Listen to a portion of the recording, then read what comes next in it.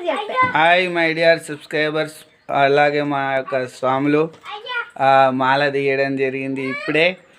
First video తీసి మీకే పెడుతున్నా, ఇక తర్వాత ఇక ఇలాంటి అవతారం ఉంది శివ. మా ఇంటి దేవుడు బనదేశ్వర స్వామికి కూడా మొక్కడం జరిగింది. ఇక ఇదే శివ. జై శ్రీరామ్.